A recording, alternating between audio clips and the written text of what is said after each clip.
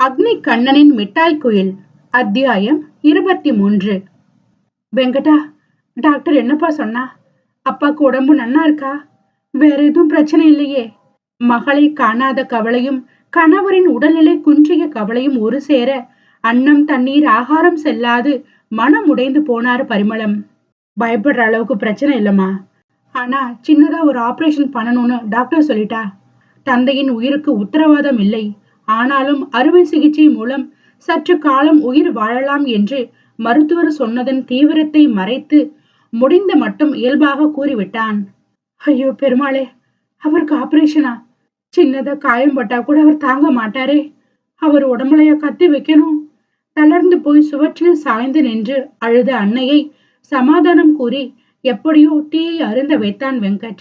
நல்லபடியாக பார்த்த சாரதிக்கு அறுவை சிகிச்சை நடந்து முடிந்திருக்க அவனது அலைபேசி வேறு தொடர்ந்து கதறி கொண்டிருந்தது. காவல் நிலையத்தில் இருந்து தங்கச்சி கல்யாணம்னு 4 நாள் லீவ் கேட்டு ஊருக்கு போயிட்டு 2 வாரம் கடந்தும் டியூட்டிக்கு வராம என்ன பண்ணிட்டு இருக்கீங்க மிஸ்டர் வெங்கட்? அந்த பக்கம் மேலதிகாரி காட்டு கத்து கத்திவிட தலையை உலுக்கி கொண்டான் வெங்கட். சாரி சார், வந்த இடத்துல ஒரு எமர்ஜென்சி. அப்பாவுக்கு ஹார்ட் அட்டாக், சோ ஆபரேஷன். அவனை முழுதாக கூட சொல்ல விடவில்லை அந்த பக்கம். ஷட் அப், சின்ன பிள்ளைத்தனமா காரணம் சொல்லாதீங்க வெங்கட். நாளைக்கு ஈவினிங் நடக்க போற மாநாடுல பாம் வைக்க போறதா இன்ஃபார்ம் வந்திருக்கு. என்ன பண்ணுவீங்களோ ஏது பண்ணுவீங்களோ எனக்கு தெரியாது. நாளைக்கு நீங்க இங்க இருக்கணும். பாம் விஷயம் உண்மையா பொய்யான்னு நீங்க தான் இன்வெஸ்டிகேட் பண்ணணும். டிஐஜி உறுதியாக உரைத்து விட்டு அழைப்பை தொண்டித்திருக்க இப்படி ஒரு இக்கட்டான சூழ்நிலையில் எப்படி பெற்றோர் இருவரையும் தனியாக விட்டு செல்வது என புரியாமல் தலையில் கை வைத்து கொண்டான். டேய் வெங்கட், எதுக்குடா அவசரமா போன் போட்டு வர சொன்ன? ஏதாவது முக்கியமான விஷயமா? காவல் நிலையத்தில் இருந்து அவசரமாக பைக்கில் வந்தவன் ஸ்டாண்டில் நிறுத்திவிட்டு ஓடி வருவதற்குள் மூச்சு வாங்கியது ஜெய்க்கு. ஆமா மச்சான், நாளைக்கு நடக்க போற மாநாட்டுல பாம் வைக்க போறதா சீக்ரெட் தகவல் வந்திருக்கு. உடனடியா டிஐஜி என்ன வர சொல்லிட்டாரு. ஆனா அம்மா அப்பாவை இந்த நிலையில எப்படி தனியா விட்டு போறதுன்னு நினைச்சா தாண்டா கவலையா இருக்கு. அவன் தயக்கமாக நண்பன் முகம் பார்த்தான். இதுக்கு ஏன்டா கவலைப்படுற? அதான் நான் இங்க இருக்கேன்ல. அம்மா அப்பா கூட இருந்து நான் வேண்டியதை பாத்துக்கிறேன். நீ போய் வேலையை பாரு. நாய் வேஷம் போட்டா குறைச்சுதானே ஆகணும். இந்த போலீஸ் வேலையில நம்மளோட சொந்த விருப்பு வெறுப்புகளுக்கு இடமே இல்லடா. அவனுங்க கூப்பிடுற நேரத்துக்கு சொன்ன இடத்துக்கு ஓடித்தான் ஆகணும். ஆனாலும் பிடிச்சு ஏத்துக்கிட்ட வேலை, அதுக்கு நாமளும் டெடிகேஷனா இருக்கணும். அதான் அப்பாவுக்கு நல்லபடியா ஆபரேஷன் முடிஞ்சிடுச்சுல்ல. நீ போயிட்டு வா மச்சி, நான் பாத்துக்கிறேன். மீண்டும் அவனுக்கு நம்பிக்கையூட்டும் விதமாக நான் இருக்கிறேன் என்று ஆறுதலாக சொன்ன ஜெய் அவன் கரம் பற்ற இறுகி அணைத்து கொண்டான் நண்பனை. பரிமளத்திடம் நிலைமையை எடுத்து கூறியதும் வேறு வழி இல்லை, சென்றுதானே ஆக வேண்டும் என்ற நிலையில் மகனை ஆந்திராவுக்கு வழி அனுப்பி வைத்தவரின் மனதில் ஏதோ சொல்ல முடியாத தவிப்பு. அவனை மீண்டும் அங்கு அனுப்பி வைப்பதில் நிம்மதியில்லா பயணம். ஆனாலும் மனதின் ஓரம் சிறு புள்ளியாக துளி மகிழ்ச்சி. நீண்ட நாட்கள் கழித்து தன் அவளின் மதிமுகத்தை காணலாம் என்றதில். ஆனால் இங்கு காவேரியின் மனம் சுக்கலாகி அவன் கொடுத்த வார்த்தையின் ரணத்தால் வெங்கட்டை அவள் மனதில் இருந்து சிறுக சிறுக கட்டாயமாக வெளியேற்ற முயற்சி செய்து கொண்டிருக்கிறாள் என்று பாவம் யார் அவனிடம் கூறுவது? மதனின் பாட்டி மிகவும் தங்கமான குணம் கொண்டவர். வயது 70 தாண்டினாலும் மிகவும் சுறுசுறுப்பாக செயல்படும் எண்ணம் மனதில் இருந்தாலும் உடல் ஒத்துழைக்க வேண்டுமே. மூட்டு வலி, முதுகு வலி, கை கால் நடுக்கம் என வயது முதிர்ந்த காரணத்தினால் தன் வேலையை செய்து கொள்ளவே சற்றே சிரமப்பட்டவருக்கு காவேரியின் வரவு சற்று அவர் சிரமத்தை குறித்திருந்தாலும் தன்மையில் உழன்றவருக்கு நல்லதோர் பொழுதுபோக்காகவும் இருந்தாள் காவேரி. தன் தாத்தாவை தாண்டி பெரிதாக யாரிடமும் சகஜமாக பேசி பழக்கமில்லாதவளுக்கும் ராஜேஸ்வரி பாட்டியை மிகவும் பிடித்து போனது. என்ன ஒன்று, பாஷைதான் இருவருக்கும் இடையே சற்று தடுமாற்றமாய் இருந்திட அதையும் தங்களின் செயல்களின் மூலம் ஓரளவுக்கு புரிய வைத்துக் கொள்கின்றனர். என்னம்மா, கொஞ்ச நேரம் கூட உட்காராம பம்பரம் போல சுழண்டு ஏதாவது வேலை பார்த்துட்டே இருக்க? அது கிடக்கட்டு, வா, வந்து உட்கார்ந்து கொஞ்ச நேரம் என் கூட பேசிட்டு. அவள் செய்யும் வேலையை பார்த்து அவருக்கே கண்ணை கட்டி விட்டிருக்க தரையில் கை தட்டி தன்னோடு அமரச் சொன்னார் ராஜேஸ்வரி பாட்டி. இந்த பூஜை சாமான்ல இருக்க தண்ணிய துணியால தொடச்சு விட்டுட்டு இதோ வரேன் பாட்டி. ஒரு கூடை பித்தளை பூஜை சாமானையும் பளபளப்பாக கழுவி அதில் உள்ள ஈரங்களை சுத்தமாக துடைத்து வைத்த பின்னரே கையோடு மஞ்சளை குழைத்து கொண்டு குங்குமத்தோடு பாட்டியின் அருகில் அமர்ந்தவள் துடைத்த பூஜை பொருட்களுக்கு மஞ்சள் குங்குமம் வைக்க துவங்கி விட்டாள். நீ செய்யற ஒவ்வொரு வேலையும் நேர்த்தி, பார்த்து பார்த்து கவனமா செய்யற. சமையல் ருசி நாக்கு விட்டு நீங்க மறக்குது. ராசாத்தி, உன்னை கட்டிக்கிட்டு போற பையன் ரொம்ப கொடுத்து வச்சவன். காவேரியின் நேர்த்தியான வேலைகளை கவனமாக பார்த்தவராக அவள் தலை வருடி மனமாற வாழ்த்தியவரை கண்டு விரக்தியாக சிரித்தாள் அவள். ஏன் பாட்டி, நீயே வேற வெந்த புண்ணுல வேலை பாய்ச்சிக்கின்னு என்னைய மாதிரி தீஞ்சு காஞ்சு கருத்த கருவாடா இருக்க ஒருத்திய யாருக்கு பிடிக்க போகுது? தகுதிக்கு மீறி எதுவும் ஆசைப்படக்கூடாதுன்னு இந்த ஊருக்கு வந்த பிறகுதான் தெரிஞ்சுக்கிட்டேன் பாட்டி.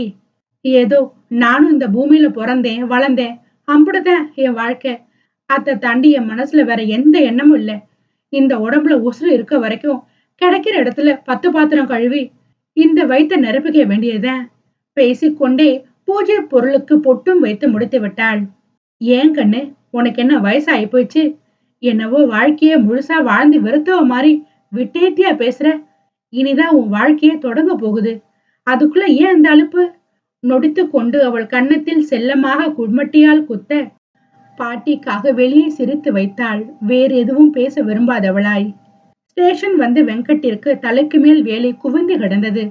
கொலை, வெட்டு, குத்து, ரேப், கொள்ளை என்று இது போதாதென்று பாம் விஷயம் வேறு.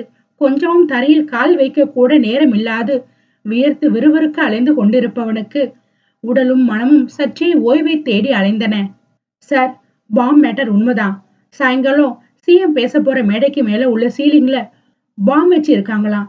சரியா மாநாடு தொடங்கி 6:10க்கு எல்லாம் பாம் வெடிச்சு செதறிடுமா? இன்ஸ்பெக்டர் சிவராஜ் நிலைமையை எடுத்து கூறவும் அவசரமாக மணிக்கட்டை திருப்பி பார்த்தான். மணி சரியாக 6:10 நெருங்க இன்னும் 15 நிமிடங்களே உள்ள நிலையில் ஷூ காலை அழுத்தமாக காலில் உதைத்து கொண்டவனாக மின்னல் வேகத்தில் சாலையில் பறந்தான் மாநாடு நடக்கும் அரங்கம் நோக்கி. அத்தியாயம் 24. மாநாடு நடக்கும் அரங்கத்தின் அருகில்தான் அவனும் இருந்தமையால் அங்கு வந்து சேர பெரிதாக நேர விரயம் ஆகாமல் போனது. முதல்வரோடு மக்களின் உயிரையும் சேர்த்து குடிக்கும் மறைமுக தாக்குதலை இந்த பாம் வைத்தல். அதுவும் தீவிரவாதிகளின் ஒவ்வொரு அசைவையும் அருகில் இருந்து பார்ப்பதை போல் பாம் எந்த இடத்தில் உள்ளது, எந்த நேரத்தில் சரியாக வெடிக்கும் என்பது வரை துல்லியமாக அறிந்து ரகசிய துப்பு வந்து கொண்டே இருக்கிறது முகமறியா நபர்களிடமிருந்து. அவர்கள் யார் என்ற தேடுதல் ஒரு பக்கம் மூளை குடைந்தாலும் முதலில் பாம் வெடிக்காமல் மக்களின் உயிரை காப்பாற்ற வேண்டும் என்பதில் முனைப்பாக இருந்த வெங்கட் விவேகமாக செயல்பட்டான். மக்கள் பேரவை நல்லபடியாக தொடங்கப்பட்டு அமைச்சர் ஒருவர் மைக்கே சிதறும் அளவுக்கு கத்தி கொண்டிருக்கும் போது திடீரென ஏற்பட்ட சலசலப்பில் காவலர்கள் மூலம் அனைத்து மக்களையும் பாதுகாப்பாக அரங்கத்தை விட்டு அவசர தன்மையில் வெளியேற்றும் பணி நடக்க துவங்கின. முதல்வருக்கு முன்பே பாம் உள்ள செய்தியை வெங்கட் தெளிவாக விளக்கி இருக்க அவரையும் பாதுகாப்பாக வெளியே அனுப்பி வைக்கும் போது அதுவரை அங்கு என்ன நடக்கிறது என்றே தெரியாமல் மைக்கில் விடாது கதறி கொண்டிருந்த அமைச்சர் பாம் விஷயம் கேள்விப்பட்டதும் முதல்வருக்கு முன்னே தலை தெறிக்க ஓடி இருந்தார். பாம் ஸ்குவாட் வந்ததும் பக்குவமாக பாமை எடுத்து செயலிழக்க வைத்த பிறகுதான் நிம்மதியான மூச்சை விட முடிந்தது.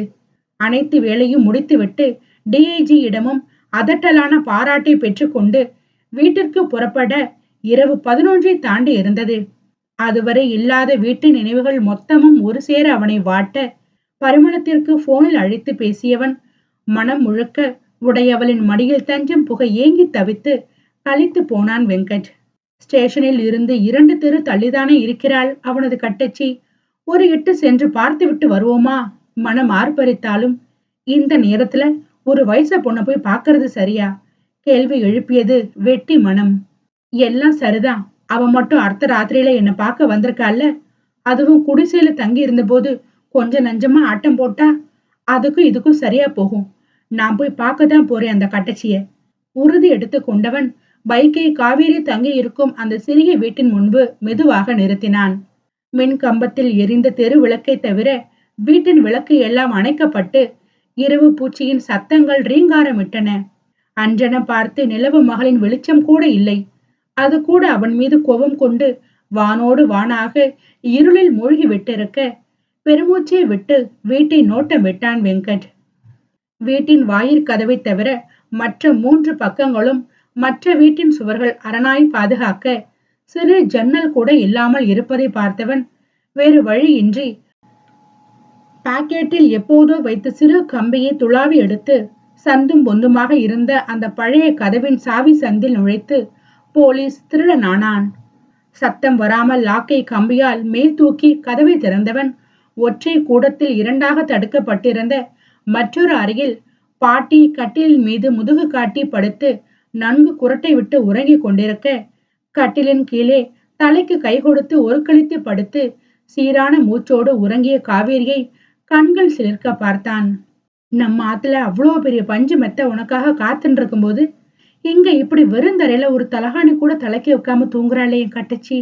வருத்தமாக நினைத்தவன் சத்தம் இல்லாமல் அவளது முதுகை ஒட்டி படுத்து டயர் போல் தளதளத்த இடையில் கையை போட்டு பின்னங்கழுத்தில் அவளது வாசனையை ஆழ சுவாசித்து கண்களை மூடியவனின் மனம் தனக்காக பொக்கிஷத்தை தேடி எடுத்து நெஞ்சில் அணைத்து கொண்ட உணர்வில் தனது வேதனை மொத்தமும் மறந்து போனான் அந்த நொடி.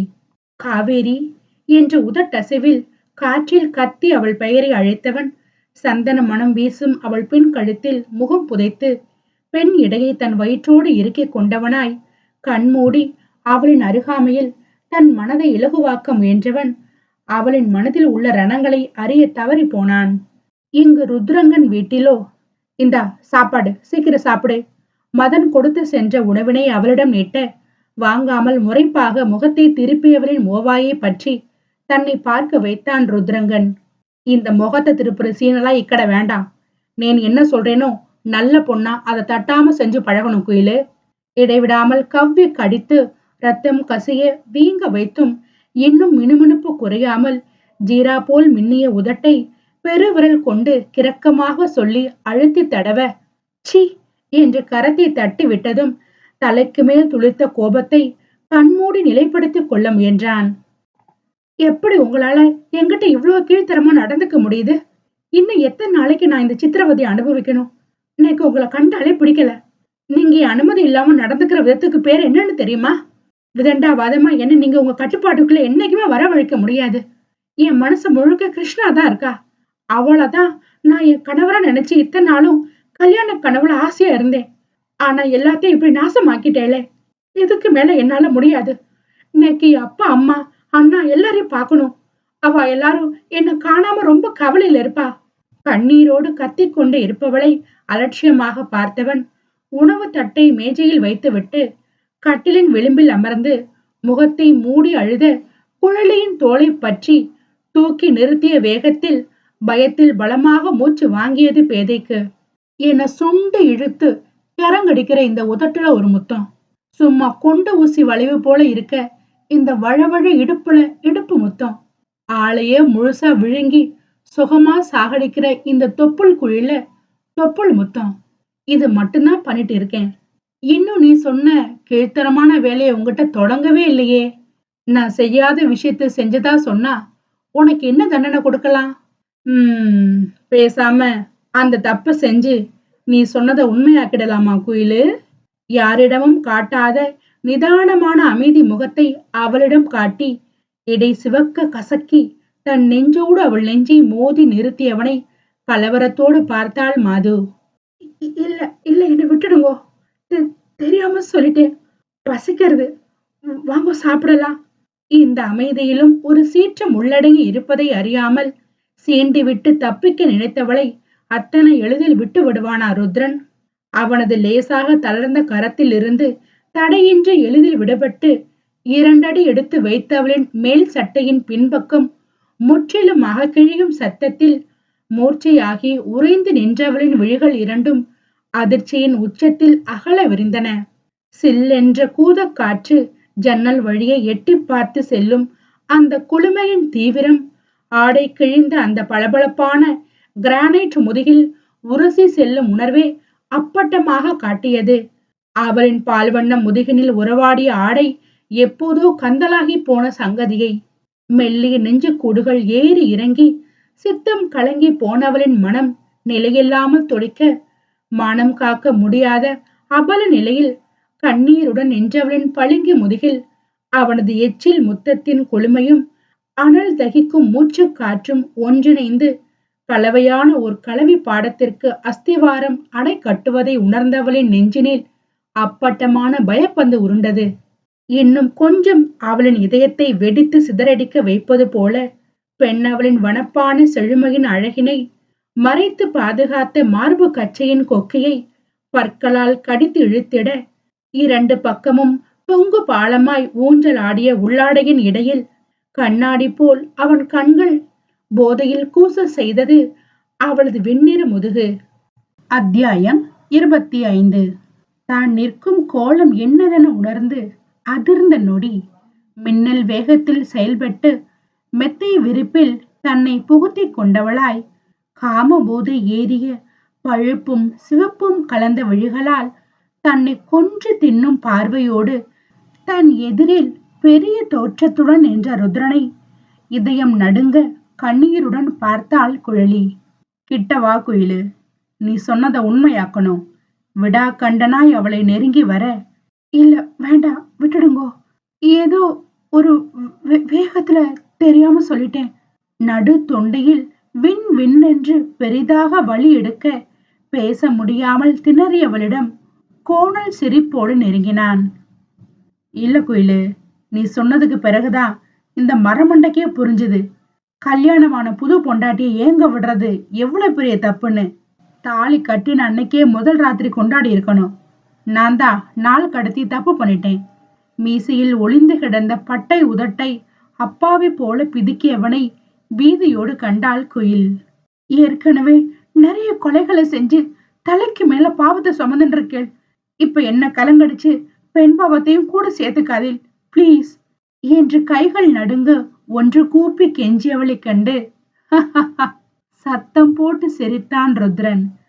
எது பாவத்தை சுமக்கிறேனா? ஏண்டி, ரொமான்ஸ் பண்ண வேண்டிய நேரத்துல பாவ புண்ணியத்தை பத்தி பாடம் எடுத்து காமெடி பண்ணிட்டு இருக்க? சரி சரி, டைம் ஆகுது, சீக்கிரம் வா, வேலையை முடிச்சிட்டு சாப்பிடணும். எதற்கும் அசராமல் மெத்தை விரிப்பில் மறைந்து நின்றவளின் கழுத்தில் முகம் புதைத்தான். நீங்க உங்க மனசுல என்ன நினைச்சு என் கழுத்துல தாலி கட்டினேன்? நாவின் தீண்டல் குழைய பெண் கழுத்தில் அதி தீவிரமாக வாசம் செய்தவனிடம் கேவலோடு கேள்வி எழுப்பினாள். என் மனசுல நினைக்கிறதெல்லாம் உங்ககிட்ட வெளிப்படையா சொன்னா இந்த போர்வைய உண்மையில இருந்து தூக்கி எறிஞ்சிட்டு எந்த தயக்கமும் இல்லாம இந்த நிமிஷமே நீயா என் கூட படுத்து என் பிள்ளைய உன் வயிற்றுல சுமக்க ரெடியா இருக்கியா? சொல்லு, எல்லாத்தையும் சொல்றேன். அவளின் மிரண்ட விழிகளை நேருக்கு நேர் நிமிர்வாக பார்த்து இறுகிய முக பாவனையோடு தீர்க்கமாக உரைத்தவனை கலங்கிய கருமணிகள் உருள உதடு துடிக்கும் தவிப்போடு பதிலின்றி பார்த்த பெண்ணை ஏளன சிரிப்போடு மெதுவாக விட்டு விலகினான். உன்னால முடியாது குயிலு. ஏன்னா உன்னை பொறுத்த வரைக்கும் நான் ஒரு கொலகாரன், ரவுடி, அது மட்டும்தான். ஆமா, நான் ரவுடி தான். அப்படியே இருந்துட்டு போறேன். எவளுக்காகவும் என்னால கத்தி துப்பாக்கிய கையில் எடுக்காம நல்லவனா மாற முடியாது. மாறவும் மாட்டேன். என் மனசுல உள்ளது இதான். சொல்லிட்டேன், போதுமா? கழுத்தின் நரம்பு புடைக்க அரை அதிர அவன் கத்த மழையில் நனைந்த கோழி குஞ்சாக வெடவெடுத்து போனாள் குழலி. எனக்காக உன்னை நீ மாற வேணாண்டி. நானும் கடைசி வரைக்கும் எப்படித்தான் இருப்பேன். உன் உடம்புதான் என் டார்கெட்னா இந்த தாலி கடத்தல் இதெல்லாம் பண்ணணும்னு எனக்கு அவசியமே இல்லை. என்னக்கோ உன்னை புசிச்சு தூக்கி போட்டுட்டு போயிட்டே இருந்திருப்பேன். உடம்புக்கு தேவைன்னா காசுக்கு வர பொம்பளைங்க கிட்ட போகாதவன் இல்லை. ஆனாலும் அவளுங்க கிட்ட எல்லாம் கிடைக்காத ஏதோ ஒண்ணு. உன்னோட குரலை கேட்டாலே என்னோட ஜென்மம் முழுமை அடைஞ்ச திருப்தி கிடைக்குது. இதையெல்லாம் தாண்டி உங்ககிட்ட வந்தா ஏதோ ஒரு அமைதி. எனக்கு உங்ககிட்ட தேவையானது முத்தத்தை தாண்டி வேற ஒண்ணு இல்லை. இன்னும் எத்தனை நாளைக்கு இந்த உடம்புல உசுறு தங்குனே தெரியாது. அது வரைக்கும் என் கூட நீ இருக்கணும். அதை விட்டுட்டு சும்மா அம்மாவை பார்க்கணும் அண்ணனை பார்க்கணும்னு சொன்னதையே சொல்லி நையா நையான்னு அழுது வடிஞ்சிட்டு இருந்த அந்த போலீஸ்காரன் கழுத்தை ஒரே சீவுல சீவி போட்டுடுவேன், புரிஞ்சுதா? அவனது ரௌத்ர குரலில் மிரண்டு அவசரமாக என தலையாட்டிய பேதையை அழுத்தமாக பார்த்தான். உனக்கு பிடிக்குதோ இல்லையோ, கட்டாயம் நீ என் கூட தான் இருக்கணும். என் உயிர் என்னைக்கு என் கூட்டை விட்டு பிரியுதோ அன்னைக்கு நீ என்னை விட்டு தாராளமா போகலாம். யாரும் அன்னைக்கு உனக்கு தடை இல்லை. ஒவ்வொரு வார்த்தையும் அழுத்தம் திருத்தமாக அலைப்புரளும் அவளின் கோழி குண்டு விழிகளை பார்த்தபடியே சொன்னவன் மின்னல் வேகத்தில் அவள் நெஞ்சை முட்டி நிற்கவும் அச்சத்தில் தேகம் உதறிய அவளின் இதழை அசந்த நேரம் வன்மையாக முற்றுகையிட்டு பெண் அவளின் இதய துடிப்பை எகிர வைத்திருந்தான். நெடிய இதழ் முத்தம் அவனுக்கு மட்டும் மாதுளை முத்தக்களாய் தித்திக்க, குழலிக்கோ அவன் சொன்ன வார்த்தைகளுக்கு அர்த்தம் தேடி கண்டறிய முடியாமல் திகைத்து நின்றவளின் கண்ணீர் மட்டும் நின்ற பாடில்லை. சிறையில் சிக்கிய கைதியின் நிலையை விட தன்னிலை மிக மோசம் என்பதை உளமாற உணர்ந்தாள். குடும்ப சூழ்நிலைக்கு கொலை செய்வதை கேள்விப்பட்டிருக்கிறாள். இப்போதுதான் முதல் முறையாக பொழுதுபோக்கிற்காக கொலை செய்து ஜாலி செய்பவனை நேரிலேயே பார்க்கிறாள். அதுவும் தனக்கு விருப்பமில்லாமல் தாலி கட்டியவன் உருவத்தில்.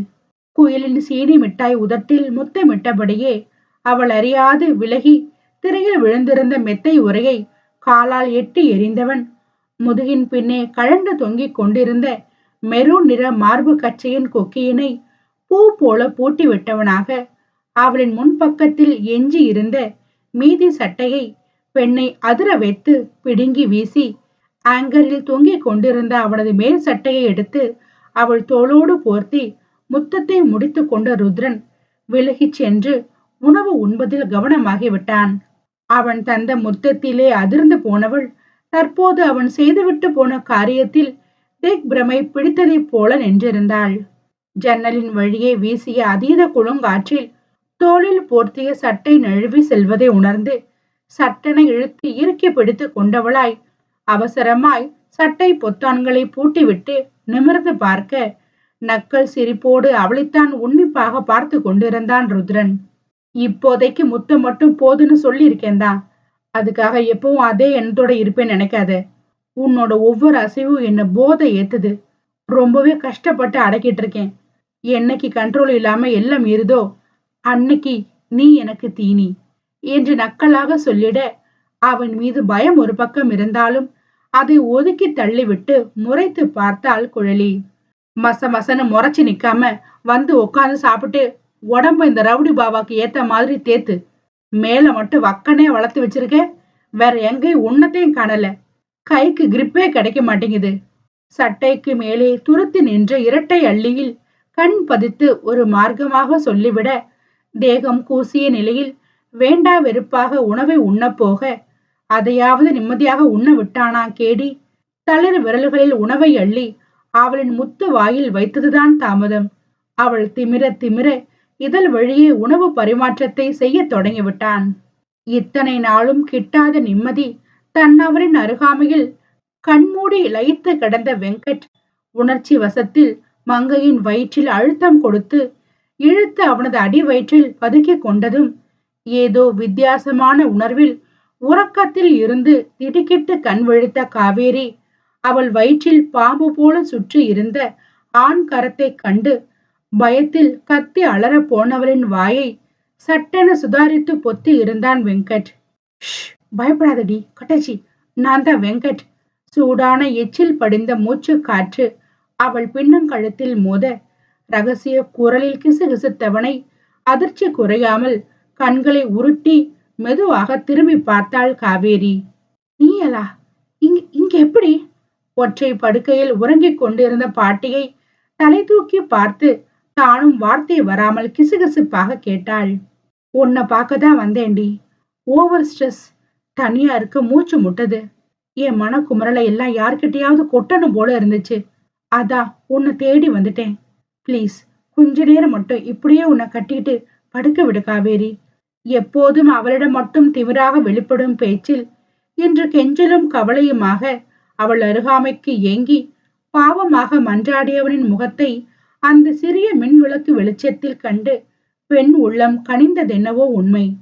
ஆனால் இங்கு இப்படி அதுவும் இத்தனை நெருக்கமாக பாட்டி திடீரென விழித்து கொண்டால் என்ன நினைப்பார்? அதனால் பதற்றத்தில் அவனை விலக்கி தள்ளவும் முடியாமல் அணைத்து கொள்ளவும் முடியாமல் தவித்து போனாள் காவேரி. அதிலும் இந்த சோகத்திலும் அடங்காமல் சீறி எழுந்த நல்ல பாம்பு ஒன்று அவனையும் அறியாமல் படமெடுத்து ஆடி பெண்ணவளின் இடைக்கு கீழே சீண்டி திம்சுகட்டை தேகம் ஆட்டம் கண்டு போனது. அதுக்காண்டி இப்படித்தான் அடுத்தவங்க வீட்டுக்குள்ள திருட்டுத்தனமா பூந்து வயசு பொண்ணு பக்கத்துல படுத்து அராஜகம் பண்ணுவியலா? ஒழுங்கா எந்திரிச்சு வெளியே போங்க. பாட்டி பார்த்தா அசிங்கமா போவோம். அவன் மீது உள்ள கோபம் தலை தூக்க அவனது உடன் பிறந்தவன் செய்யும் அட்டகாசம் தாங்காது அவஸ்தையாய் அவசரமாய் மொழிந்தவளை வெற்று பார்வை பார்த்தவன் இங்கு எதுவும் பேசி புரிய வைக்க முடியாதென்பதை உணர்ந்து ஆழ்ந்த மூச்செடுத்து ஆளையே அலேக்காக தூக்கி கொண்டு வெளியே சென்று விட்டான். ஐயோ, என்ன பண்றீங்க? யாராவது பார்த்தா என்னைத்தான் கேவலமா பேசுவாங்க. இது வரைக்கும் நான் பட்ட அசிங்கம் எல்லாம் போதாதா? எதுக்காக இங்கே வந்து இருக்க கொஞ்ச நெஞ்ச நிம்மதியும் கெடுக்க பாக்குறிய? பதறிக்கொண்டு அவன் கையில் இருந்து துள்ளி இறங்கிய காவேரி கலங்கிய கண்களோடு தெரு முக்கில் சுவற்றின் பின்னே இருந்த இருட்டிய மறைவிடத்தை சுற்றியும் பார்த்துவிட்டு தன் முன்னே இடுப்பில் கை வைத்து நின்று தன்னையே குறுகுறுவென பார்த்திருந்த வெங்கட்டை முறைத்தாள். அத்தியாயம் 26. வந்ததில் இருந்தே எதுவும் பேசாமல் தன்னையே குறுகுறுப்பாக பார்க்கும் அவனது பார்வையில் அசௌகரியமாக உணர்ந்த காவேரி அங்கிருந்து வீட்டிற்கு ஓட பார்க்க அசைய முடியாத அளவுக்கு ஹைட்ராலிக் மெஷினில் நசுங்குவதைப் போல வெங்கட்டின் இறுகிய அணைப்பில் தேகம் நடுங்கி போனாள். ஏதாவது பேசலாம் என நினைத்தால் முதலில் மூச்சு காற்றை சீராக சுவாசிக்க வேண்டுமே. காவல்காரன் கையில் வெற்றிலையாக மடிந்து நின்றாள் காவேரி. கொஞ்ச நேரம் எதுவும் பேசாம அப்படியே நில்லு காவேரி, உன்னை ஒண்ணும் பண்ண மாட்டேன் பிளீஸ். சுவாசம் தகிக்கும் ஆண் குரல் பெண் காதில் கெஞ்ச அவள் பஞ்சு கழுத்தில் புதைந்தான் வெங்கட். அவன் கட்டி பிடித்து நிற்பதே அவள் மூளையை மழுங்கடித்திருக்க வெங்கட்டின் இத்தகைய ஏக்கம் நிறைந்த பேச்சில் தவிப்பாக நெஞ்சுருகி கரைந்தன. என்னாச்சு? ஏதாவது பிரச்சனையா? சில கணங்கள் கழித்து மென்மையாக கேட்டிருந்தாள். தங்கைய காணல, கல்யாணம் நின்னுடுத்து, அப்பாவுக்கு ஆபரேஷன், வேலை பிரஷர், அம்மாவை தனியா விட்டுட்டு வந்துட்டேன், மூச்சு விட முடியலடி, அதான் உன்னை தேடி வந்தேன்.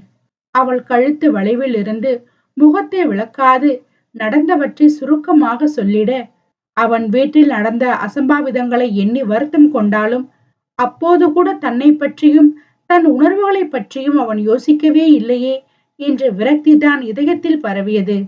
சரி, எல்லாம் சரியாகிடும், நீ உங்க வீட்டுக்கு போங்க, இப்பவே நடுசாம ஆச்சு. அவனிடம் இருந்து விலக பார்க்க மேலும் அணைப்பு இறுகியதும் தவிப்பாகியது அவள்தான். எதுக்குடி யாரோ மாதிரி பேசுற? அவளது மரியாதை பேச்சில் அந்நியம் உணர்ந்தான் போலும். ஆமா, நீ எனக்கு யாரோதான். முதல்ல என்னை விடுங்க. யாராவது பார்த்துட்டா எனக்குத்தான் அசிங்கம். இந்த தெருவுல என்னால தலகாட்ட முடியாது. அவன் கை வளைவில் நிற்க பிடிக்காமல் துள்ளியவளை சிமெண்ட் பூசாத சுவற்றில் சாய்த்து நிறுத்தி ஒரு கையால் சுவற்றில் ஊன்றி அணை போட்டவன் இன்னொரு கையால் சதைப்பற்றான பெண் இடையை நசுக்கி பிடித்தான். என்னடி ஓவரா துள்ற? ஏதோ மனசுக்கு கஷ்டமா இருக்கேன்னு உங்ககிட்ட ஆறுதல் தேடி வந்தா என்னவோ நான் உன்னை ரேப் பண்ண வந்த மாதிரி அசிங்கமா வார்த்தைக்கு வார்த்தை சொல்ற. எனக்கு ஒண்ணு அப்படியான கேவல புத்தி இல்ல. அதுவரை இருந்த இலகுத்தன்மை மறைந்து அவளது ஒதுக்கலில் பாம்பாக சீரியவனை கண்டு எதையோ எண்ணி கோபமாக முறைத்தாள் காவேரி. பொம்பளை பிள்ளை ஒரு ஆண்கிட்ட ஆறுதல் தேடி வந்தா உடம்பு சுகத்துக்கு வந்துட்டியான்னு வாய் கூசாம கேக்குறது, அவ வளர்ப்பு சரியில்லைன்னு அவமானப்படுத்துறது. அதுவே ஒரு ஆம்பளை நடு சாமத்துல வீடு புகுந்து தூக்கியாந்து பொம்பளை கிட்ட ஆறுதல் தேடுறதுக்கு பேர் என்னன்னு தெரியல சாரே. சாட்டையடி வார்த்தையால் அவனது இதயத்தை கூறு போட வார்த்தையின்றி ஆண் உதடுகள் நடுங்கியது. ஏய் கட்டச்சி, சத்தியமா உன்னை கஷ்டப்படுத்த பேசல. நான் அப்ப இருந்த டென்ஷன்ல தெரியாம பேசிட்டேன்டி. அது இந்த அளவுக்கு உன் மனசை பாதிக்கும்னு எனக்கு தெரியாம போச்சு. எதையும் மனசுல வச்சுக்காத பிளீஸ். இடை நசுக்கி இருந்த கரம் அவள் தாடை பற்றி கெஞ்சிட சட்டென தட்டி விட்டாள் அவன் கரத்தை. எதையும் மனசுல வச்சுக்க கூடாதுன்னுதான் எல்லாத்தையும் ஒட்டு மொத்தமா மறக்க முயற்சி பண்றேன். நான் மறந்துடுவேன். உங்களுக்கு மறக்க ஒண்ணு இல்லைன்னு நினைக்கிறேன். இங்க இருந்து போங்க, எனக்கு தூக்கம் வருது. அவனையும் சேர்த்தே மறந்து விடுவதாக அழுத்தி கூறி அலட்சியமாக நகர முயன்றாள். ஆனால் அவளின் குட்டியான மென் இதழை மொத்தமாக சிறைபிடித்து மேலும் அவளை அதிர்ச்சியில் தவிக்க விட்டான். ஒரு கை மீண்டும் இடையில் புதைந்து தாவணி விளக்கி புதையல் தேட மற்றொரு கை பின்னங்கழுத்தில் அழுத்தி பிடித்து அவளது உதட்டின் தித்திப்பை உதட்டால் கரைத்து கடித்து உறிஞ்ச திகைப்பில் நெஞ்சு கூடி ஏறி இறங்கியது காவேரிக்கு. மஞ்சள் நிற தெரு விளக்கின் ரம்யமான நடு இரவில் மனம் விரும்பும் பெண்ணோடு தனிமையில் இத்தகைய இதழ் மொத்தம் தேனாய் தித்திக்க ஜவ்வு மிட்டாயாக கடித்து முதன் முதலாக அதன் சுவை அறிந்தவனின் எண்ண ஓட்டத்தில் இதற்கு முன்னவும் இப்படி ஒரு அழகிய நினைவனை சேமித்த உணர்வு தோன்றி மறைய குழப்பம் சூழ்ந்தாலும் அதனை புறம் தள்ளிவிட்டு இதழ் தேனை குடித்தான் இதமாக பதமாக. ஒரு கட்டத்திற்கு மேல் பொறுக்க முடியாது அவன் நெஞ்சில் கை வைத்து ஓங்கி தள்ளிவிட்டு கண்ணீரை துடைத்தவளை அசராது பார்த்தவன் வேண்டுமென்றே அவள் லேசாக தொட்டதும் தள்ளி நின்றது. இதையும் சேர்த்தே மறப்பியா கட்டச்சி? கேலியாக கேட்டு அவன் உதட்டை ஈரப்படுத்திக் கொள்ள அமைதியாக நின்று தீர்க்கமாக பார்த்தவளின் கண்களில் ஏதோ ஒரு ஏளனம். இதையும் தாண்டிய அனைத்து கடுமையான சூழலையும் தான் பார்த்து விட்டேனடா என்பது போல. ஆனால் அதனை அவன்தான் கண்டுகொள்ளாது போனான். நீ ஒரு போலீஸ் அதிகாரி, அது ஞாபகம் இருக்கும்னு நினைக்கிறேன். அத மறந்துட்டு எங்கிட்ட கேவலமும் நடக்காதீங்க சாரே. உங்க வீட்டு சூழ்நிலை சரியானதும் உங்க அம்மா உங்களுக்கு அப்பா அம்மா சொந்தம் பந்தம்னு எல்லாரும் கூட இருந்து வளர்த்த நல்ல பொண்ணா தேடி கல்யாணம் செஞ்சு வைப்பாங்க. கட்டிக்கிட்டு சந்தோஷமா வாழுங்க. தனக்கு பெற்றோர் இல்லை என தெரிந்தும் அவர்கள் உடன் இருந்து வளர்க்காததை அன்று அவன் சொல்லி காட்டியதை இன்று அவள் சொல்லியதும் இயலாமையோடு கண்டான். ஏதோ கோபத்துல வார்த்தையை விட்டுட்டேன். இன்னும் ஏண்டி அதையே பிடிச்சு என்ன டார்ச்சர் பண்ற? வேணும்னா நான் பேசின வார்த்தைக்கு பரிகாரமா உன் காலில் விழுந்து மன்னிப்பு கேட்கட்டுமா? அவள் தோளை பிடித்து ஆவேசமாக உலுக்கியவன் சட்டென அவள் காலில் விழுந்தும் விட்டிருக்க அவனது எதிர்பாராத செயலில் அதிர்ச்சியில் மூச்சே நின்று போனது அவளுக்கு. ஐயோ சாரே, என்ன பண்றீங்க? போய் என் காலில் விழுந்து தயவு செஞ்சு எந்திரிங்க. குனிந்து அவனை தூக்க போராடியவளுக்கு கொஞ்சம் கூட அசைந்து கொடுக்கவில்லை அவன். பழச எல்லாத்தையும் மறந்துட்டு என்னை ஏத்துக்கிட்டேன்னு சொல்ற வரைக்கும் நான் எந்திரிக்க மாட்டேன்டி. விடாப்பிடியாக அவள் பாதத்தில் முகத்தை அழுத்தினான். அதில் இன்னும் பதறிய காவேரி, விளையாடாதீங்க சாரே, உங்களுக்கு நான் பொருத்தமானவ இல்லைன்னு புரிஞ்சுதான் வெளியே வந்ததுக்கு காரணமே. உங்க தகுதி எங்க, என் தகுதி எங்க? ஆசைப்படக்கூட ஒரு தகுதி வேணும்னு நல்லா புரிஞ்சுக்கிட்டேன். தயவு செஞ்சு என்னை மேலும் மேலும் நோகடிக்காம போயிடுங்க. அவன் காலில் விழுந்தது தாங்காது சட்டென வீதியில் சம்மணம் போட்டு அவனை எழுப்ப ஊர்ந்து வந்து அவள் மடியில் படுத்து வயிற்றில் முகம் புதைத்து கொண்டதும் அவஸ்தையாய் நெளிந்தாள் பெண்ணவள். இது ரோடு சாரே, காக்கி சட்டையை போட்டுக்கிட்டு ஒரு உயர்ந்த அதிகாரி பண்ற வேலையாது? மேலே எல்லாம் மண் ஆகுது. அவசரமாக கண்ணில் பட்ட மண்ணை தட்டி விட ஹாயாக மல்லாக்கப்படுத்து அவளது கரத்தை பிடித்து மென் முத்தமிட்டு நெஞ்சோடு அழுத்தி கொள்ள மேனி சிலிர்த்து மூக்கை உறிஞ்சினாள் காவேரி. உன் மடியில படுத்தா ரோடு கூட சொர்க்கம்தான். எனக்கு இந்த தகுதி தராதரம் எல்லாம் தெரியாது. என் மனசுக்கு உன்னை புடிச்சு போச்சு. இந்த வெங்கட்க்கு பொருத்தமானவ இந்த காவேரி ஒருத்தி தான். நான் அதை எப்பவோ தெளிவா உணர்ந்துட்டேன். ஆனா சொல்ல சரியான சந்தர்ப்பம் அமையல. நீயும் அதை உணர்ந்திருப்ப. அதனால தானே இவ்வளவு தூரம் என்னை தேடி வந்த. சரி விடு, மன்னிச்சிட்டியா கட்டச்சி? கண்களை மட்டும் நிமிர்த்தி ஆவலாக அவள் முகம் பார்த்தான். நான் யார் உங்களை மன்னிக்க? கண்கள் படபடவென அடித்து கொள்ள முகத்தை திருப்பினாள். நீ யாரா? என் ஆத்துக்காரிடி. திருப்பிய முகத்தை தன் முகத்தின் நேரே இழுத்து உதட்டில் ஒரு இச்சு வைத்தான். இதெல்லாம் நல்லா இல்ல சொல்லிட்டேன். அவள் உதட்டை துடைக்க எனக்கு தேவாமிர்தமா இருக்கே. நாவை சப்பு கொட்டினான். ஏதோ கவலையா வந்தேன், ஆறுதல் தேடி வந்தேன்னு சொன்னீங்க. ஆனா நீங்க பண்ற வேலையெல்லாம் பார்த்தா ஏதோ தேனிலவுக்கு வந்தது போல இருக்கு என்றாள் கடுப்பாக. 1000 கவலை இங்க மறையாம இருக்குதான். ஆனா அந்த கவலைக்கு மருந்து நீதாண்டி. உன்னை பார்த்தா எவ்வளவு கவலை இருந்தாலும் தேனிலவு மூடு தானா வந்து போகுதே. என்ன செய்யலாம்? குறும்பாக அவள் வயிற்றில் விரலால் நண்டு ஏற கூச்சத்திலும் நாணத்திலும் சிவந்து துள்ளினாள் அவனிடம். கையை எடியா, கூச்சமா இருக்கு. தளதளத்த நாபி பள்ளத்தை தூர்வாரிய விரலை அமுக்கி பிடிக்க, இப்பதாண்டி என் வழிக்கு வர, வா வா. கள்ளமாக சிரித்து கையில் தட்டுப்பட்ட பாவாடை நாடாவை விரலில் சுற்ற பாவாடை தளர்வதை தாமதமாகவே உணர்ந்து ஆடவனின் சேட்டையில் உள்ளம் திடுக்கிட்டாள். பாக்க அம்மாஞ்சி மாதிரி இருந்துகிட்டு பண்றது அம்புட்டு சேட்டை. மன்னிச்சாச்சு, கையை எடியா. விட்டா 2 கிலோ முறுக்கு பிழிஞ்சு இருக்கலாம். அத்தனை முறுக்கு அந்த ஒற்றை முகத்தில் முறுக்கினால் அலுப்பாக. அது ஆரம்பத்திலேயே சொல்லியிருந்தா ஓகே. இப்போ டூ லேட். என் உதட்டுல இங்கிலீஷ் கிஸ் எச்சில் தெரிக்க கண்ணா பின்னான்னு கொடுத்து, மச்சான் மச்சான், நான் உங்களை மன்னிச்சிட்டேன். நாளைக்கே உங்க கூடவே நம்ம வீட்டுக்கு வந்துடுறேன். கோச்சுக்காதீங்க என் செல்லமில்ல, இப்படி கொஞ்சி கொஞ்சி மொத்தம் கொடுத்துக்கிட்டே சொல்லு, உன் மன்னிப்பை ஏத்துக்கிறேன் என்று வெங்கட் நமட்டு சிரிப்போடு இருளில் முன்னிய அவனது நிலவை பார்க்க அவனை நன்கு முறைத்து கொண்டிருந்தாள் அவள். என்னடி முறப்பு? ஓ, மச்சான சைட் அடிக்கிறியா? அடிச்சுக்கோ அடிச்சுக்கோ. ஆனாலும் நீ என்கிட்ட மன்னிப்பு கேட்காம விட மாட்டேன். அப்படியே பிளேட்டை மாற்றியவனை கண்டு வாய் பிளந்து பார்த்தாள். யோ, நீ தானே என்கிட்ட மன்னிப்பு கேட்டுட்டு இருந்த, இப்ப என்ன அப்படியே மாத்தி என்னைய மன்னிப்பு கேட்க சொல்ற? நீயும் நானும் ஒன்னான பிறகு யாரு மன்னிப்பு கேட்டா என்னடி கட்டுச்சு? சரி விடு, நானே கேட்டுக்கிறேன். அசால்ட்டாக தோலை குலுக்கியவன் அவள் அசந்த நேரம் வாய் வழியே மன்னிப்பை யாசிக்க தொடங்கிட, காக்கி சட்டை போட்ட மச்சான் களவு செய்ய கண்ணும் வச்சான், கண்ணும் வைக்க வந்த மச்சான் கண்ணத்துல கண்ணும் வச்சான். பெண் மனதுக்குள் இன்பமாக பாடல் இசைக்க முதலில் திமிரிய மானும் தன் துடிப்பை நிறுத்திவிட்டு சிறுத்தையிடம் இன்பமாக அடங்கி விட்டிருந்தது. விளக்க அணைச்சா விவரம் என்ன, ஒத்திக பார்த்தா தப்பு இல்ல. அவள் மனதை படித்தவன் போல பாடி அவள் மூக்கை கடித்தான் வெங்கட்.